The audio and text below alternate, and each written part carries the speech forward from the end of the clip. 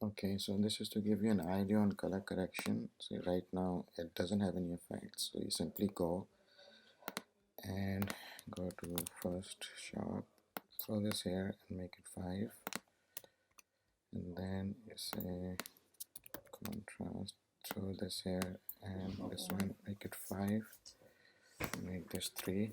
Okay, so that's about it for all the stocks that you'll be doing. This is for the ones that you guys shot in Malaysia.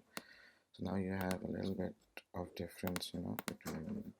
Now to copy these, for example, to all the clips that you have, just control C, your command C, and you simply select all, right click, paste. So then all of them now have the same settings.